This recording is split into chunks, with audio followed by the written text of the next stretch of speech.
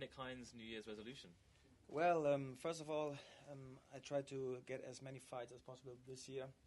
I changed my training camp, so I'm really, there's going to be like a presentation for the new events in Europe this week, and I would like to be on every one of them.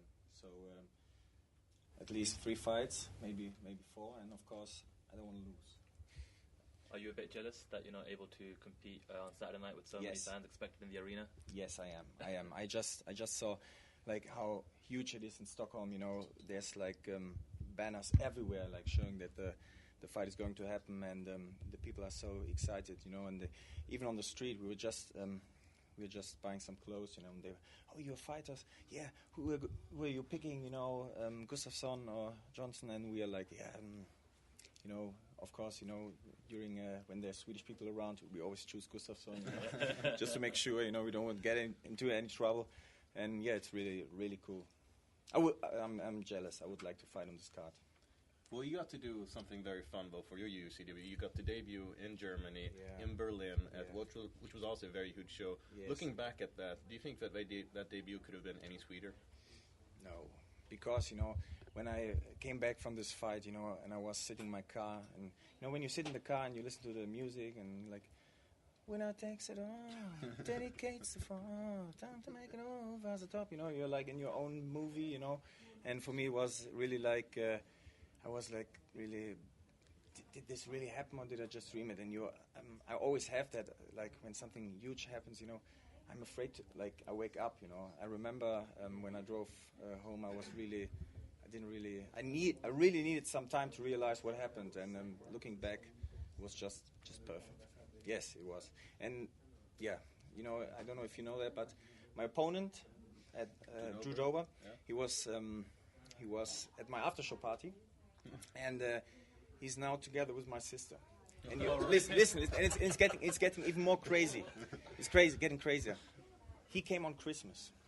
He came from the States, and we were celebrating Christmas together. And we had this funny picture when it wasn't funny in the fight, we were like standing really toe to toe and hitting each other. And this picture we redid it, with presents, giving like presents. Really.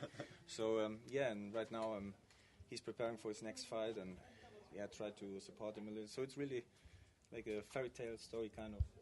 So you're happy about it? Pardon? You're happy about it? Yeah. I'm happy. He's a good guy. He's a fun guy also, and I think he's a good choice. My sister made a good choice. Yes.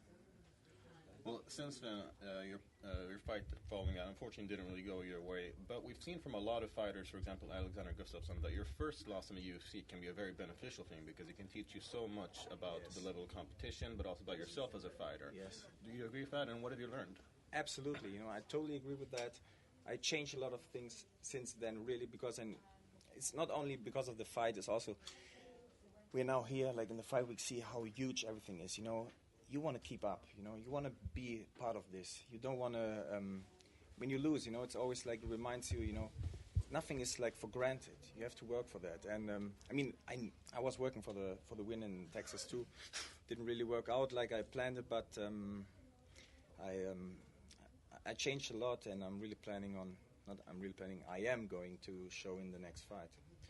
Europe's got quite a few superstars now in the UFC that really transcended into the mainstream. We've got Gustafsson and also Conor McGregor, and obviously McGregor had a big win last weekend. What did you make of the comparisons of him, being called the Irish Muhammad Ali?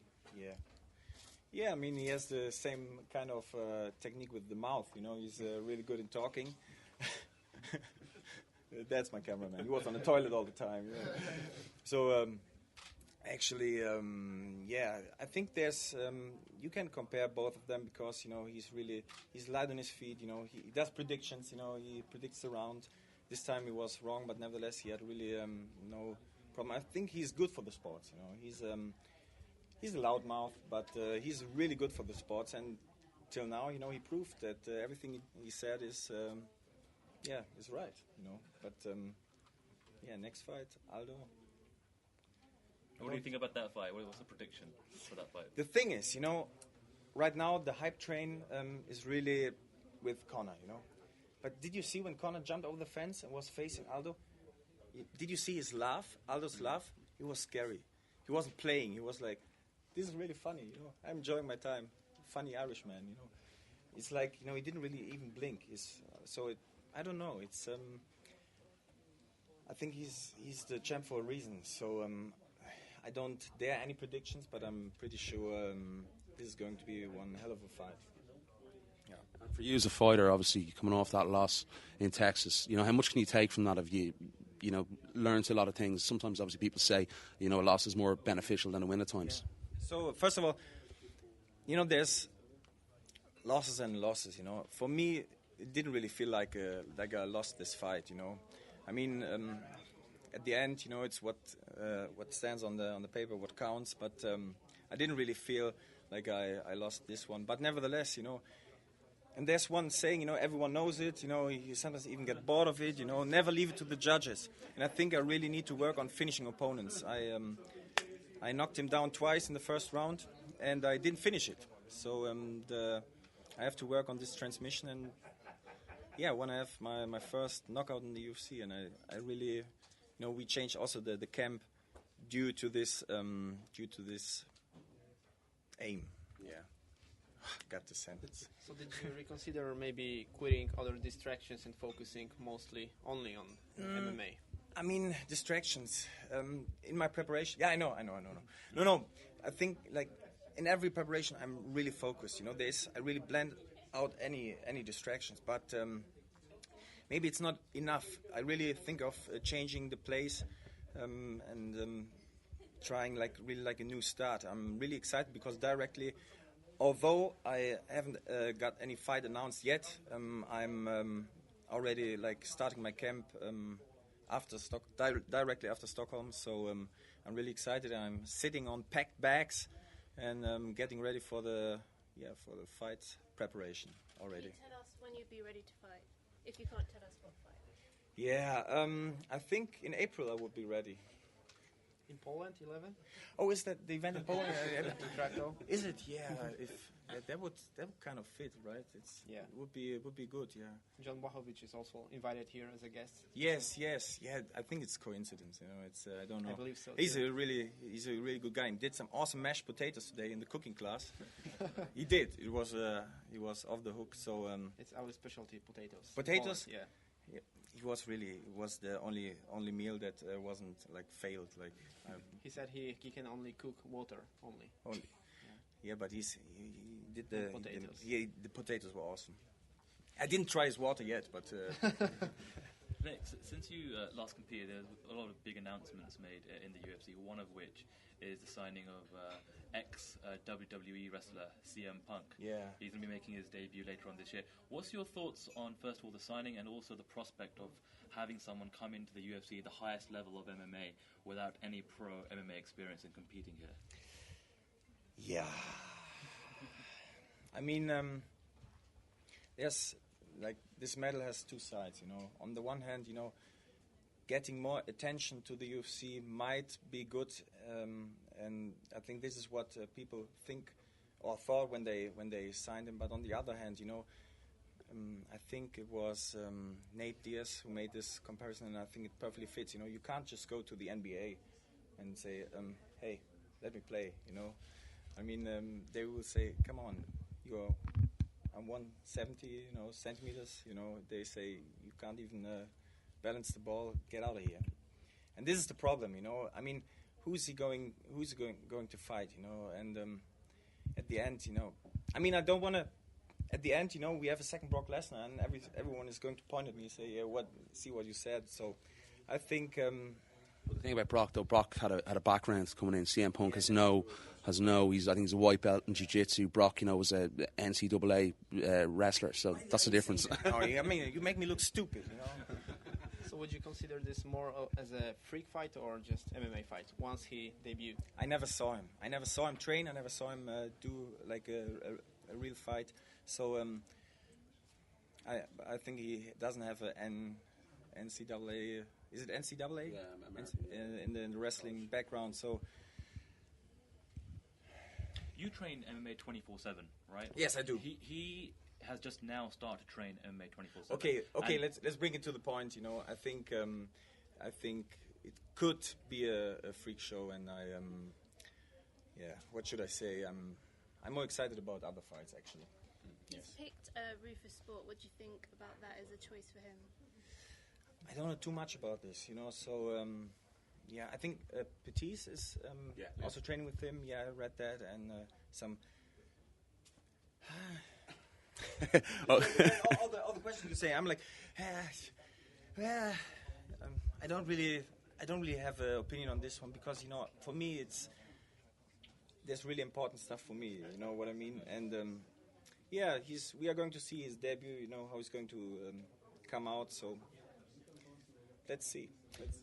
Sticking on the theme of professional wrestling for a second here, Brock Lesnar's contract with the WWE will be up at the end of March, and there's a lot of rumor and speculation about him potentially coming back to the UFC. So he's going to be back. Would you like to see? Would you like to see him back in the UFC? Yes, of course.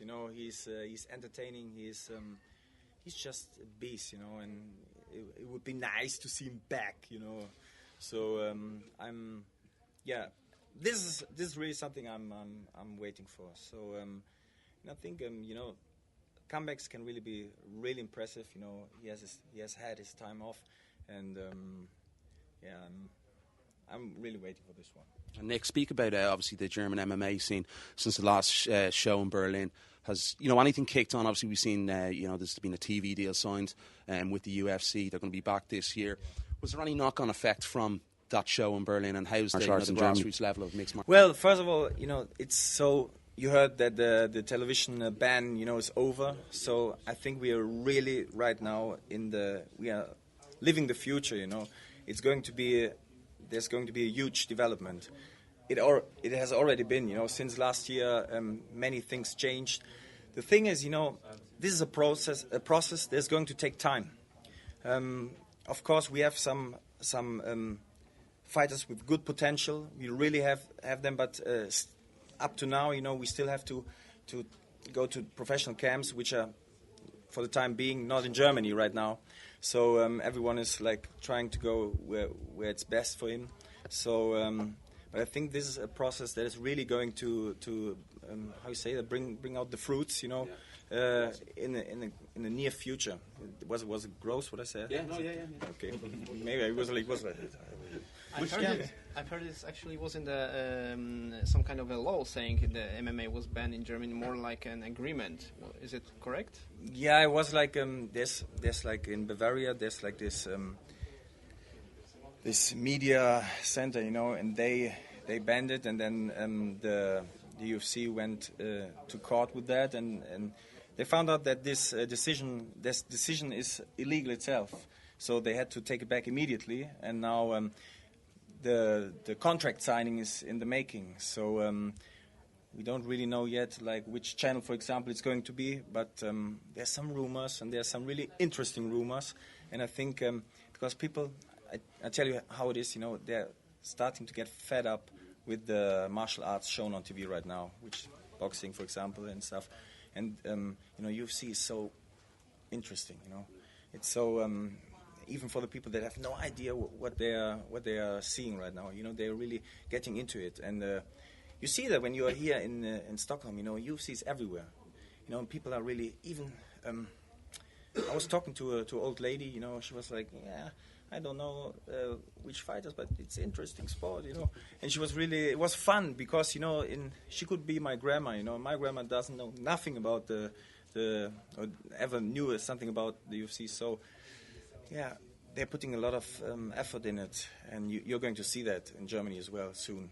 Do you find, obviously being a police officer as well, have you come under any sort of public scrutiny or, bad press or, been slated for being a mixed martial artist?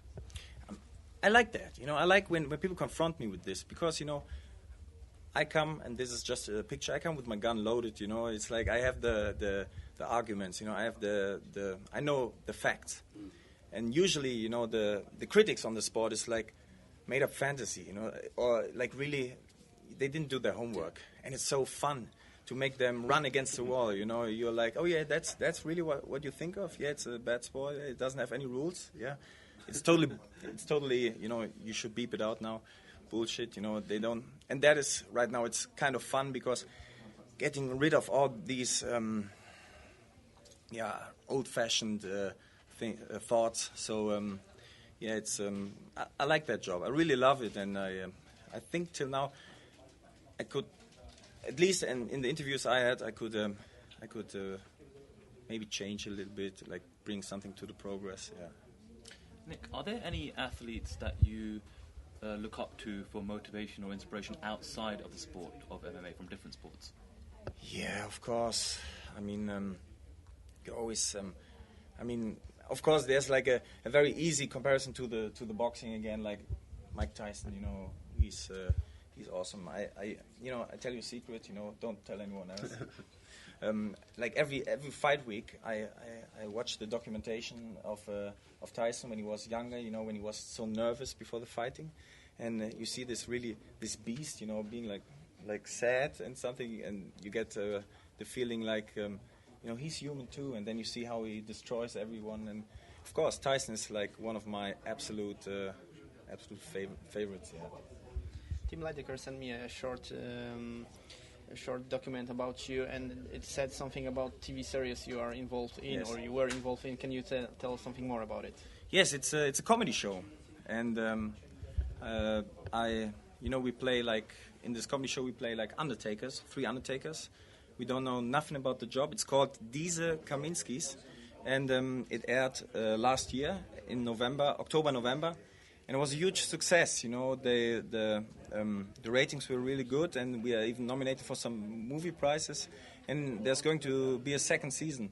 We don't know when it's yet. And I mean, till now, you know, there's some really, really exciting projects in the UFC, like coming up now, like the European events. So I really am going to focus on this one. But wouldn't mind later when I have time, like to join in again.